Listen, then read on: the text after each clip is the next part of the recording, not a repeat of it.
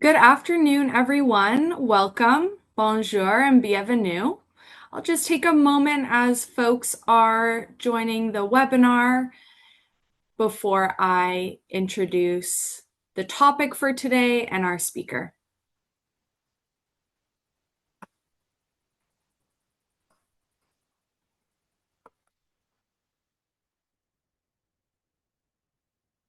Welcome, everybody. Thank you so much for joining us today for our Professional Toolkit webinar, The Language of Care, Bridging the Integration Gap for Newcomer Physicians with the HELP Program.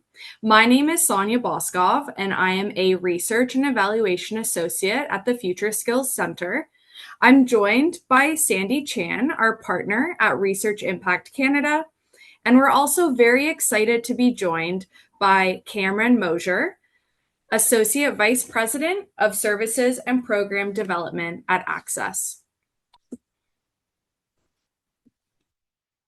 Firstly, I want to begin by acknowledging that I am currently on the traditional and current Indigenous territories of the Mississaugas of the New Credit, the Huron-Wendat, the Haudenosaunee, and the Anishinaabe, as well as many diverse nations. The treaties that cover these territories include the Dish with One Spoon Wampum Belt Covenant. And as our work takes place across Turtle Island, I also acknowledge that we gather on the traditional territories of many diverse Indigenous nations who have cared for these lands and waters for time immemorial. I invite folks that are joining today's webinar to share in the chat where you're joining from today. Thank you.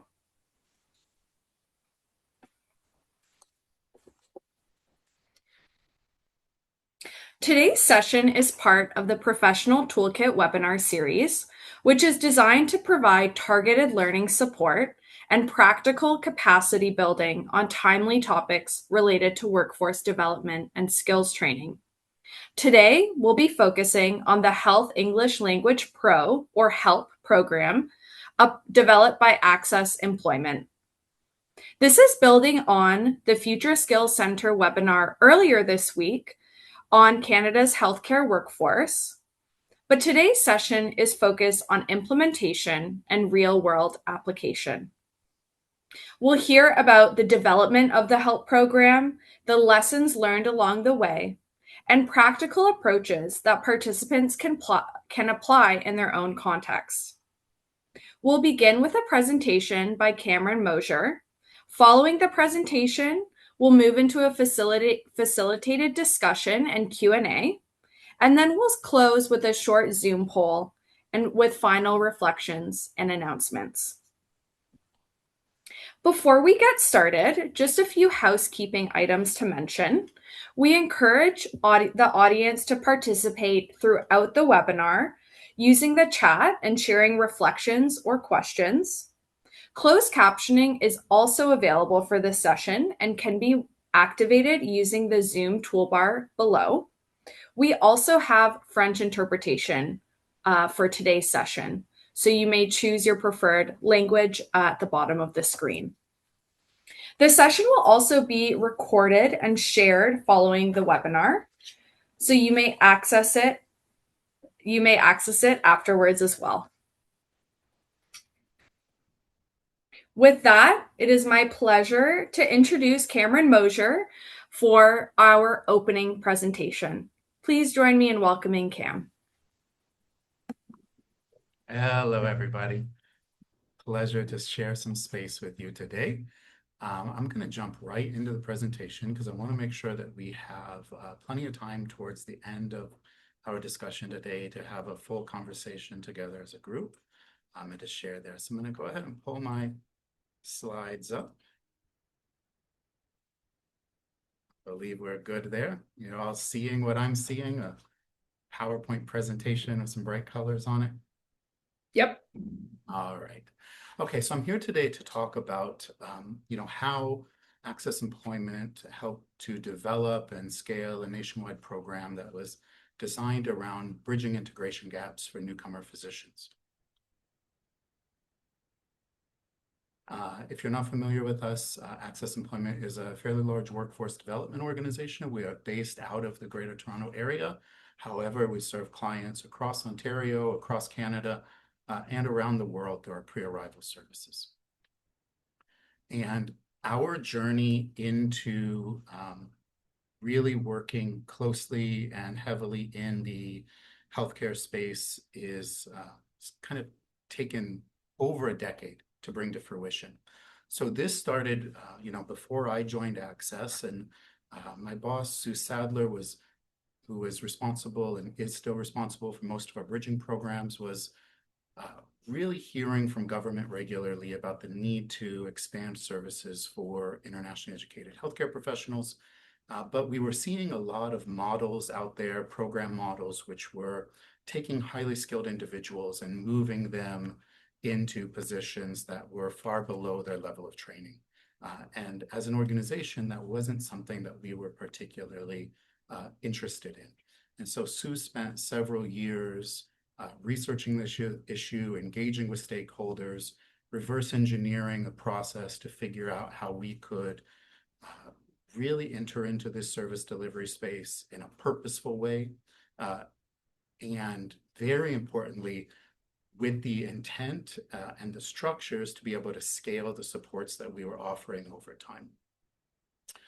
And so we started off with a set of federal programming, domestically delivered, added on provincial funding into that through Ontario Bridge training programs.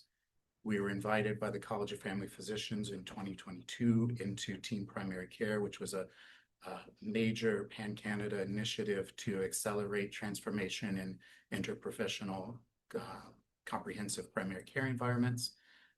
And then we started to launch a series of other programs that were delivered and developed in partnership with professional communities.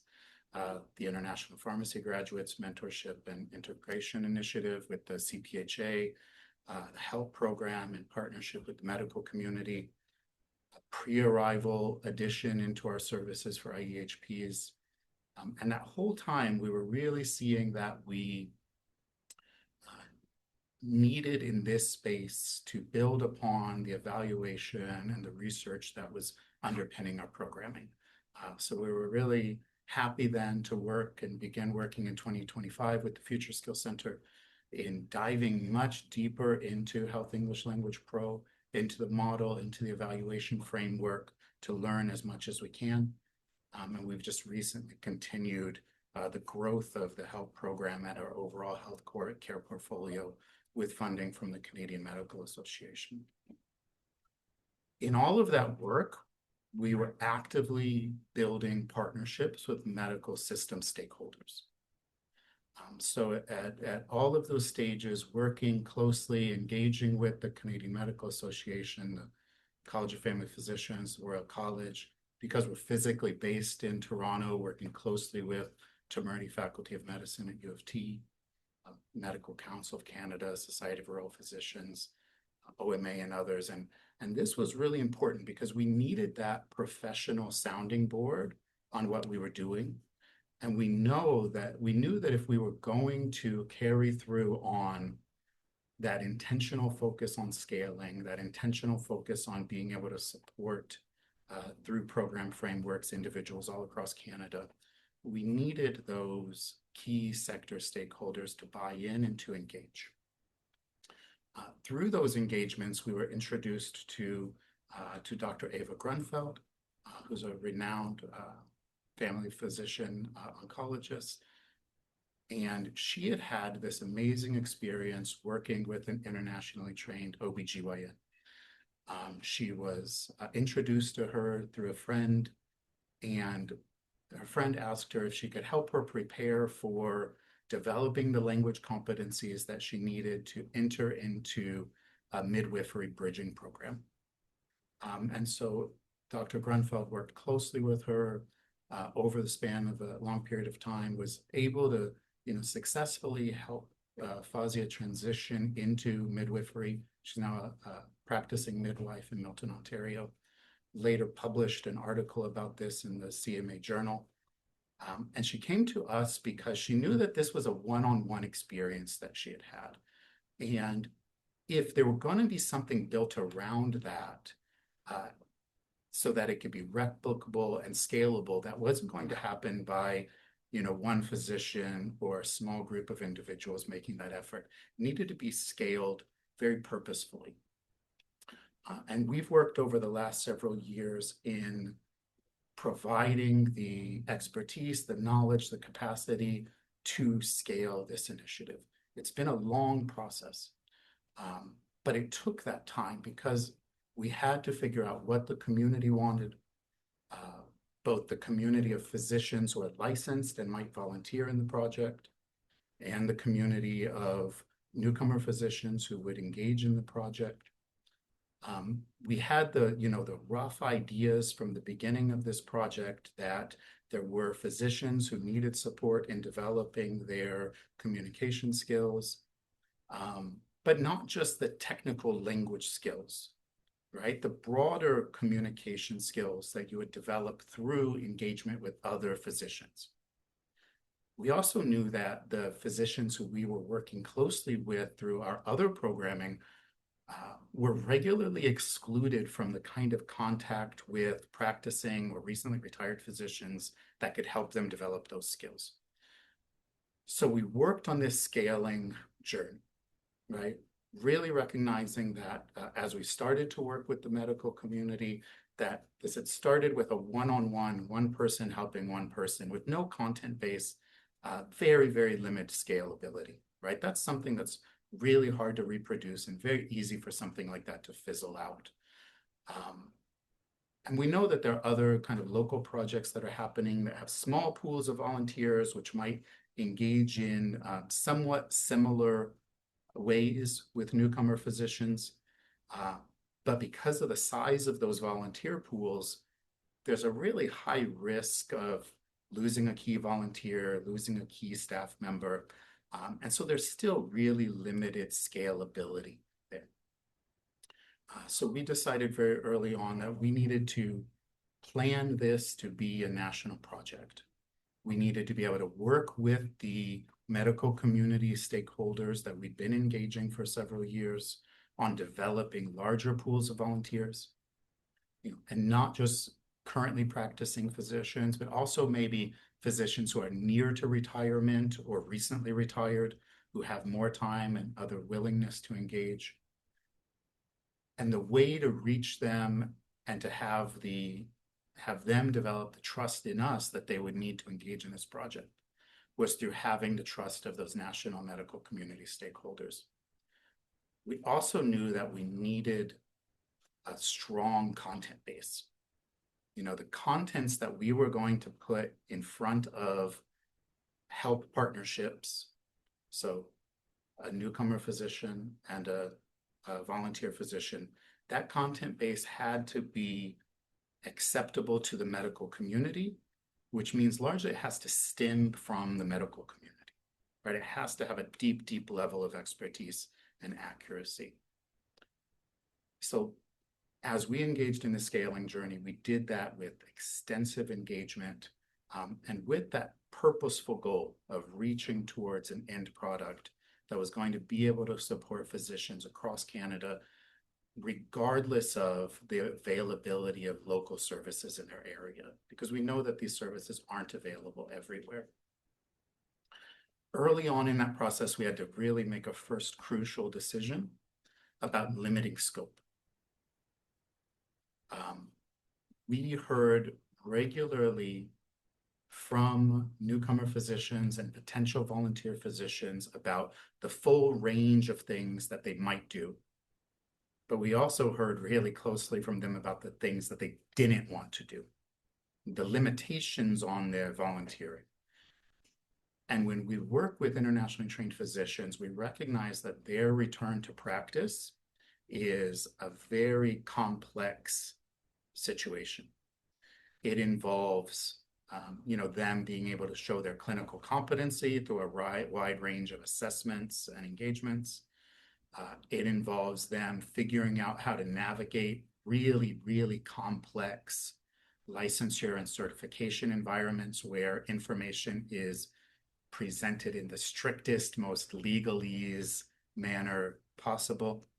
And it also involves them having access to and being able to use considerable financial resources in getting back into practice. And so we know we can't, with a limited scope project, we can't do all of those things, right? We might have multiple projects and each one of them tackles a bit, but especially as we were looking at engaging volunteer physicians, we know that they needed a low barrier to entry.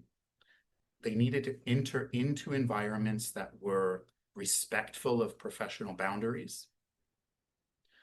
And they needed to take part in structured activities that reflected the way that their professional community engaged with each other, but didn't try to just mirror or recreate existing community structures, right? Because if a word already has a very defined meaning in one community, to take that same word and apply it in a different context can create real difficulties and mismatched expectations.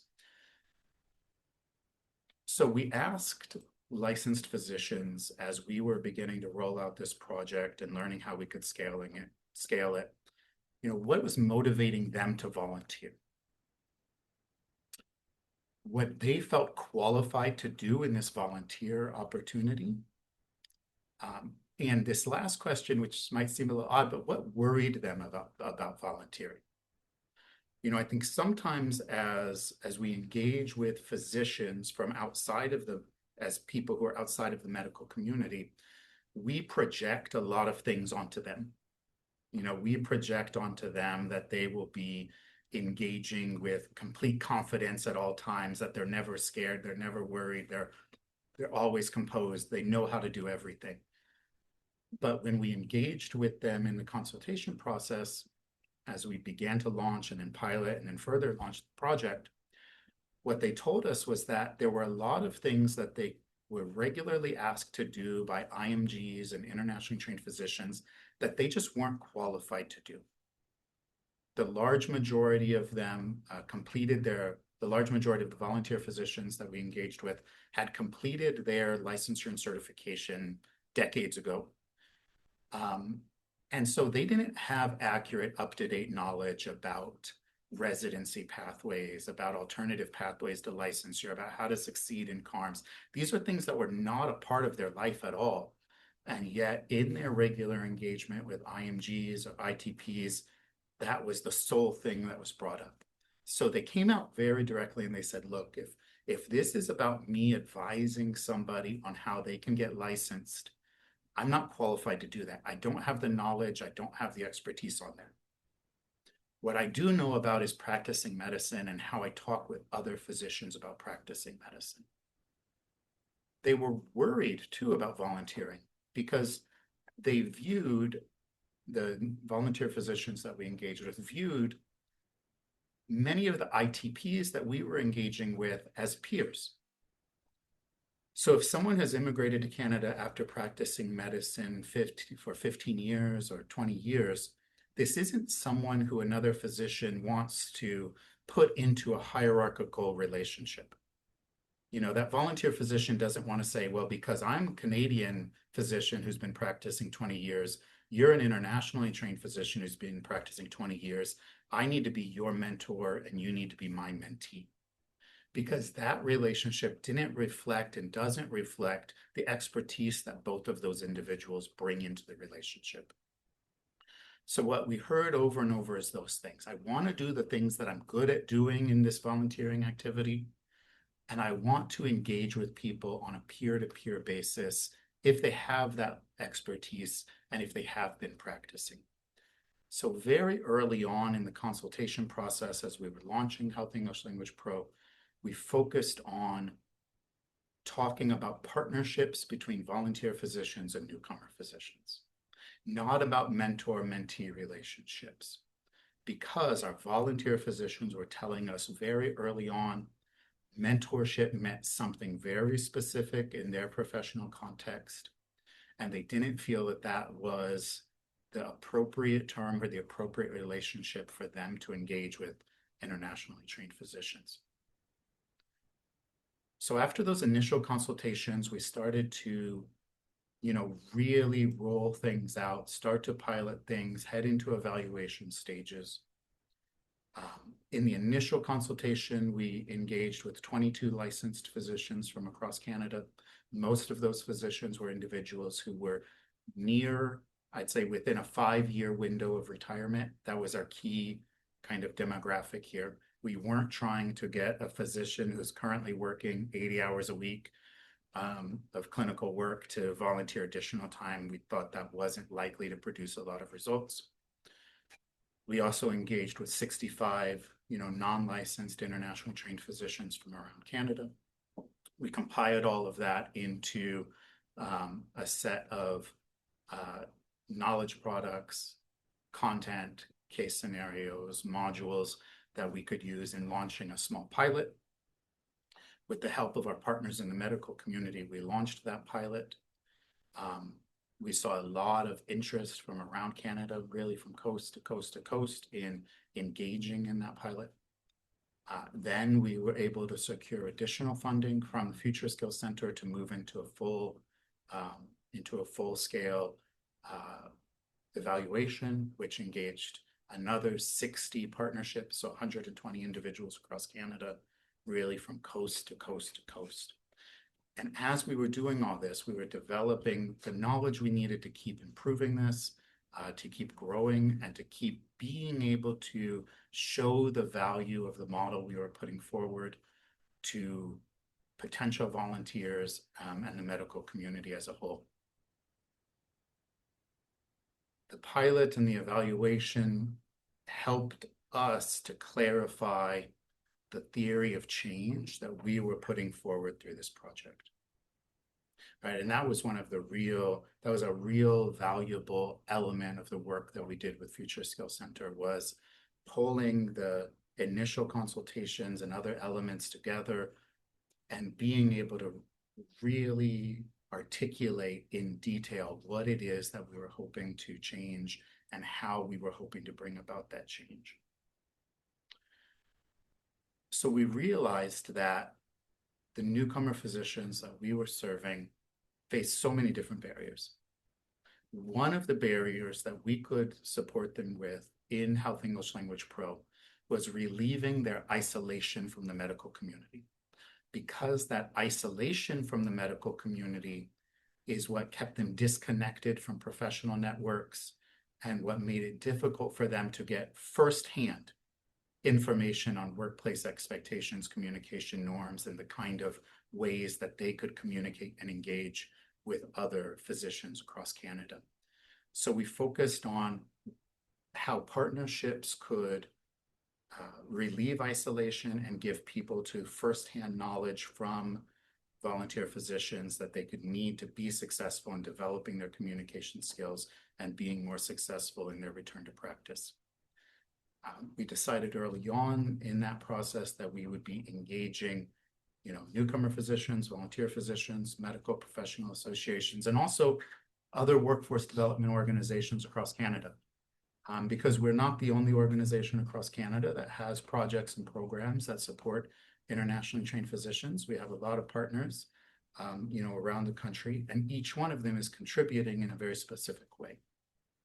The ways that we thought help could contribute were in these niche areas that could really complement the service delivery environment across Canada. So we entered into, that forming of the 60 additional partnerships with the Future Skills Center, forming those partnerships, developing communities, expanding upon the communities of practice that we had already developed, because we had been having regular meetings where volunteer physicians and newcomer physicians could come together in their own separate communities and talk about how they could get the most benefit and share the most benefit out of their engagement in this project. We've really upped the game on the curriculum development and the community consultations to make sure that we had enough valuable input from around the country to be able to continue growing and scaling. So it was a whirlwind. It was a whirlwind kind of 7 months of the Future Skills Center funding, where in that time period, we rapidly rolled out, engagement across Canada, the formation of 60 partnerships between volunteer physicians and newcomer physicians from coast to coast to coast, Newfoundland, Nova Scotia, New Brunswick, in Yukon, across Ontario and Northern Ontario, in every kind of place that we could imagine in all ranges and sizes of communities. And those partnerships looked like this, right? Because at its root, everything we're developing around here, around the HELP project, is to give volunteer physicians and newcomer physicians the confidence and the tools that they need to be able to engage with each other successfully. So when volunteer physicians expressed interest in the project and the newcomer physicians expressed interest in the project, they come into a highly structured onboarding and orientation process. We have staff who engage with them directly in both one-on-one and small group sessions. And that process is also supported by really high quality videos that we've developed that are through our CRM, we use Salesforce, are distributed to both newcomer and volunteer physicians at certain stages of that onboarding and orientation process to ensure that they maintain that we maintain a real consistency of messaging and that we give people the information they need to be successful. We make matches in those HELP partnerships based on specialization and geography. So where we have both geography and specialization, that's the very best match. Sometimes it's not possible, and we go back to the newcomer volunteer physicians and ask them about their preferences. So to ask them, would they prefer, if someone is not available in their specialization right now, to wait until someone's available, or to match with someone in the same geography in a different specialization. And that way, the partner's autonomy and consent is respected and reflected throughout the entire process. They're engaging in this partnership, and they deserve to be able to have that very clear voice in how that's developed. Once they're in the partnership, they meet once a week, usually for 12 weeks, for 60 to 90 minutes. And in that meeting, they have access to modules that cover kind of core concepts in the medical community in Canada, as well as medical case scenarios that look at very specific situations where a patient might be presenting in a certain way, or where engagement with and communication with other physicians is needed in a certain way. And using their professional discretion and their connection to each other, they choose to focus on those areas which are most advantageous to them.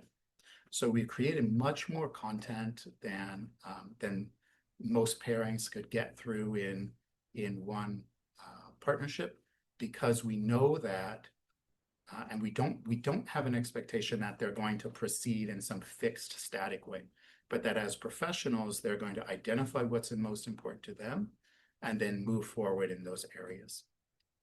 To support them, we also have communities of practice. So on a regular basis, volunteer physicians meet with other volunteer physicians to talk about how they can be as successful as possible in their partnerships.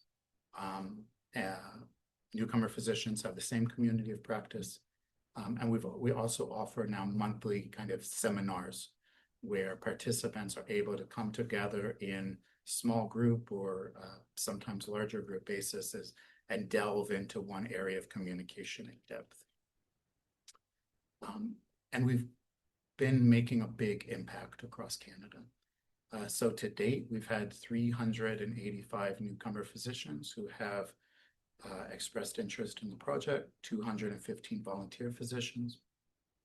As of yesterday, we've been able to form 163 partnerships across Canada. Those 163 partnerships represent around 4,600 hours of support that the medical community is engaging in. That's a really significant investment of time across Canada, but it's made piece by piece, person by person. And that's the real value that volunteer physicians and newcomer physicians are finding in that as they engage in this broader project, they're making those one-on-one connections that help them understand each other better, to grow personally and to grow professionally. When we engaged in the evaluation, we've had ongoing, of course, evaluation framework that undergirds the project, but we engaged in the much more direct evaluation work under the FSC funding. Almost 80% of the newcomer physicians that took part in that indicated that they had little to no professional engagement with licensed Canadian physicians prior to taking part in the project. So most of them were isolated completely from the medical community. And this is really helping to open up those networks as they engage with one person, and as that one person then helps them to engage more broadly. You can see from our map here, this doesn't have a pin for every single place, but it has a pin for, where there's a grouping of people. We've been able to support people really all across Canada. And that's important because and we can't expect that every community is going to have the density of individuals to receive local service, or that we would recreate the kind of projects that happen like this all across Canada in each individual community.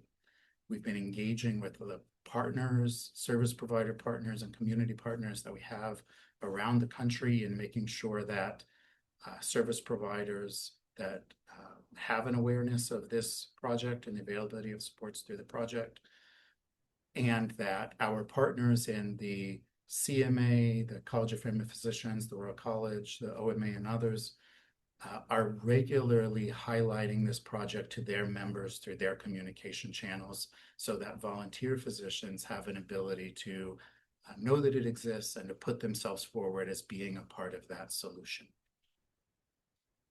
And so I'll share, in the last couple minutes, some of the transferable takeaways, right? Like if you're thinking about designing a project that's going to build that larger impact, if you're in that space that ACCESS was, where 10 years ago, Sue Sadler was sitting there thinking, how do I build this project to build broader impact over time?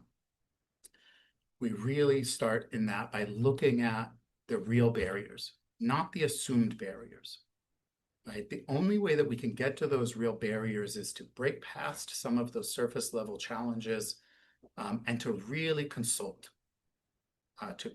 with the communities that we're engaging. And here we saw, very different things. We would hear about language proficiency and professional interaction. And those are really different areas. And there are individuals who have high language proficiency, but don't have the professional communication skills that they need in a certain area to succeed. How do we engage them? Those consultations that we did initially in the project weren't motivated because a funding cycle came up. They were motivated because we wanted to make a difference in this space, and we were committed to growing and scaling the project. And also, we were committed to respecting the limits of the engagement with the partners that we were working with. If volunteer physicians told us that they weren't comfortable with A and B, we weren't going to put forward and ask them to do A and B. To build on that is that, we've built help with the medical community and with the community of internationally trained physicians and services that serve ITPs, not just for them.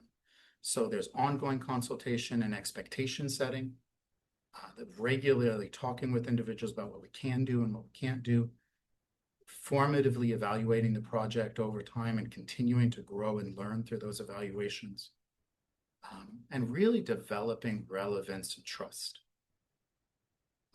Coming into professional spaces and working with individuals who are in very, very highly skilled professional areas requires high levels of trust. And you have to earn that trust through that engagement over time. And lastly, I would say that we need to look at designing, if you're interested in scaling projects, not every project needs to be a national project. Sometimes you really need a local initiative. And sometimes you just really need a small initiative to help a few people at a certain time.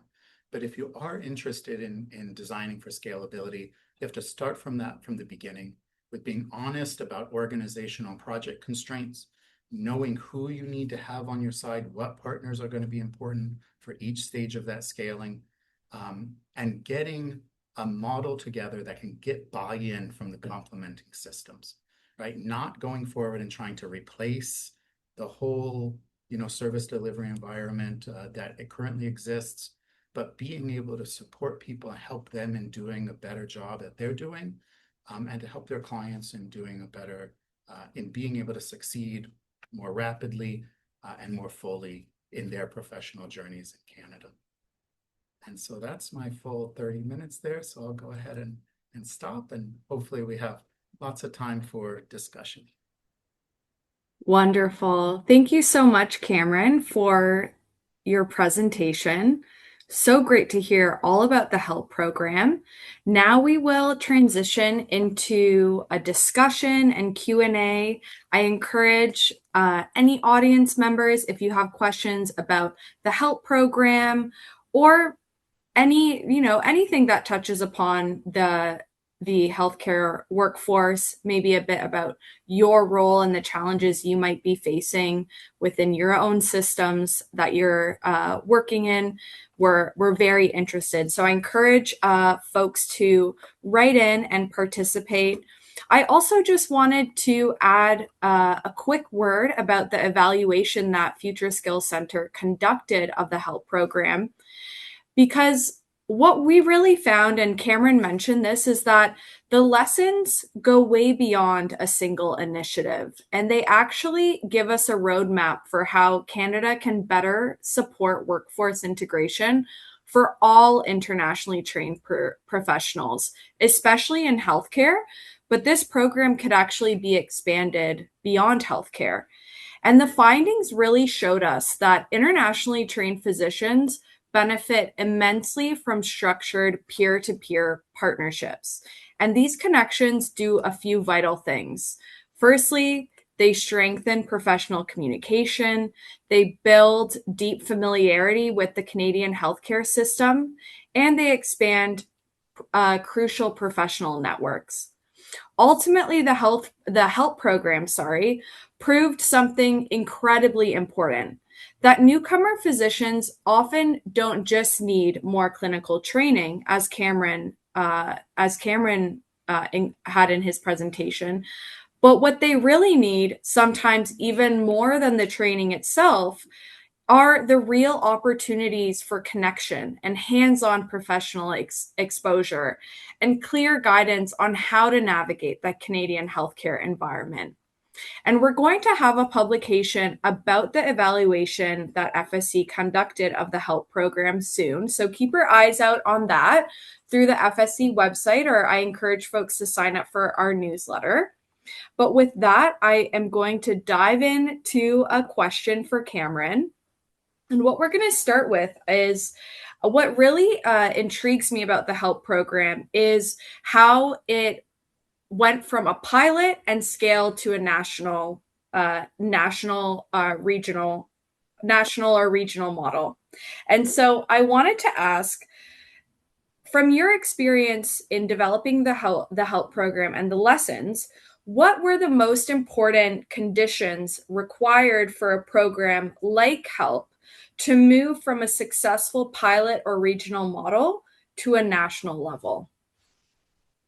Thanks, Sonia. So when we look at that one, I think one important element is the decision at the beginning that that's what you want to do, right? So it's quite complex to take something which is designed to be a locally delivered initiative and to scale that, because you would design it quite differently and you would have different intentions and motivations and partnership engagements depending on what your scaling intention is, right? So designing it early on with the recognition that it was going to be national was one key element there. The second piece there is, really having champions and the relationships that you need within those communities to make that happen. So if we look at how help rolled out, it was rolled out really in partnership with the medical community. If this were just a workforce development organization saying, we are going to somehow get the CMA and the OMA and everyone else to put things in their newsletter about a project that we're offering, that it could happen, right? But it's very difficult because they have a high trust barrier, right? Like their barrier to entry, they need to know that something is and has been looked at by a clinician, that it's been reviewed. And we were able to strike this middle ground where we didn't take, if this were something that were fully developed by the medical community, it would have taken an overly academic, overly evaluated route, and it would have been multiple years of that prior to anything moving forward. And if it had happened purely from the workforce development community, it would have launched much more rapidly without some of the evaluation and key sector engagements, things that happened. So doing that in partnership and having those champions who could help open doors for us in the community was important.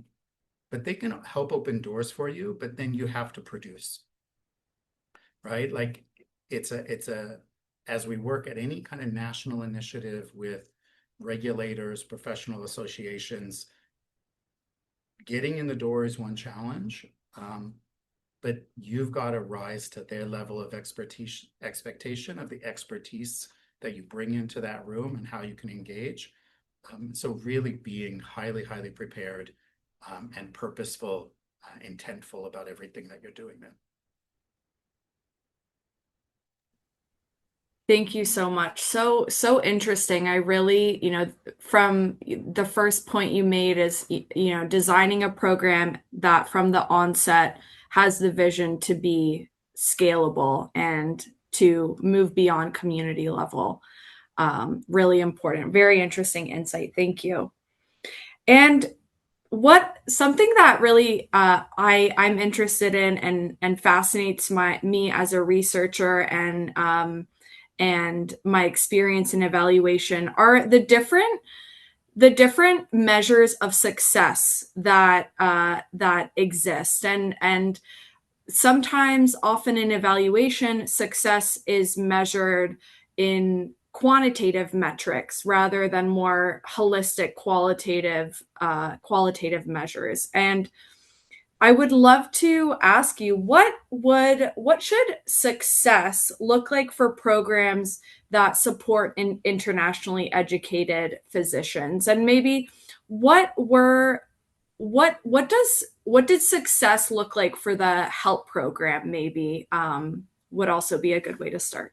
Yeah.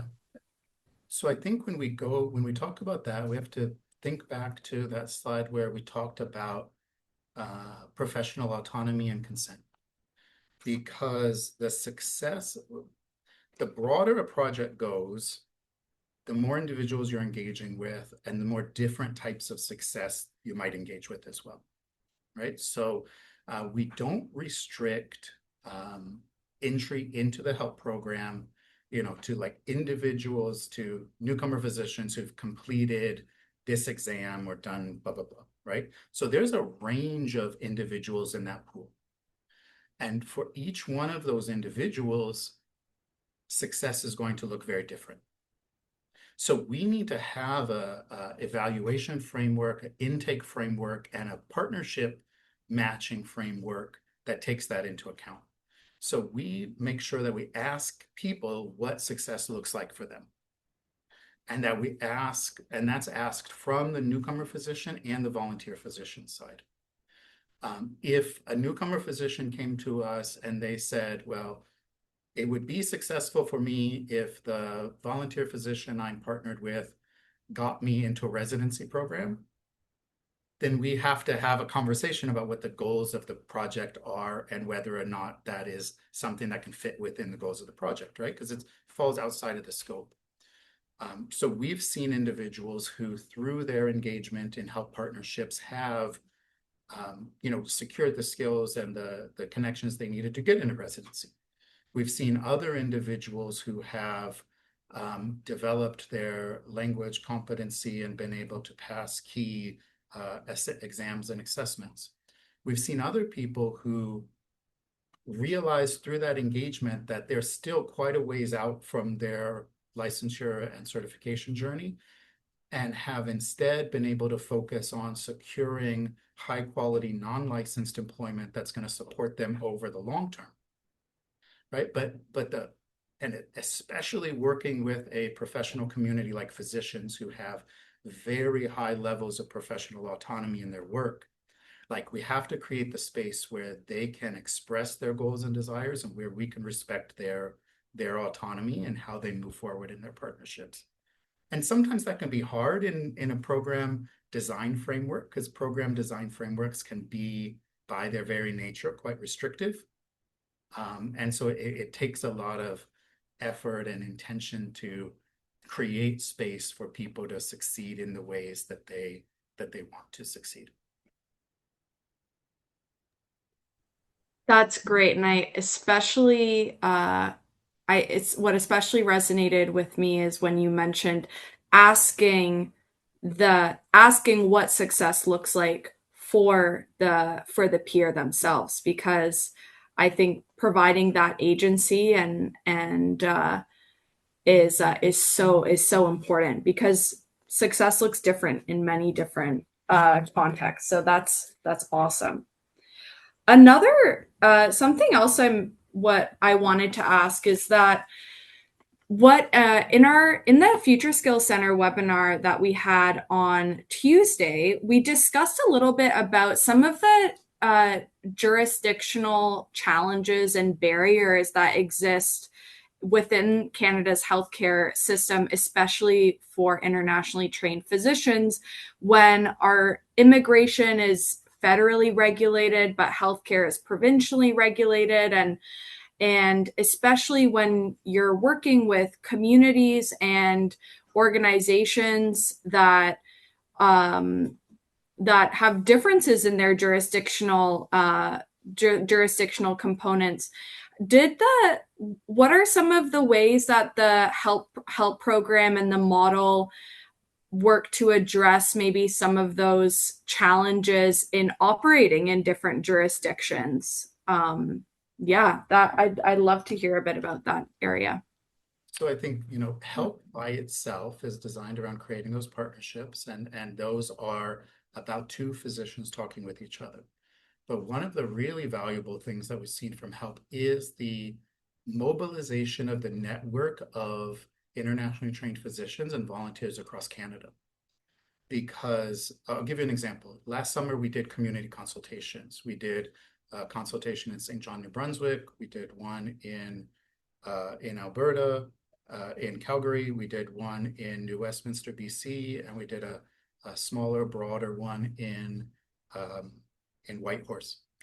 And with those, so in St. John, for instance, we work with our partners there very closely. We work with St. John Newcomer Center and other service providers. And there are not a lot of direct ITP specific services in the community or in the province. But for that community consultation, we got a group of 14 internationally trained physicians who live in St. John.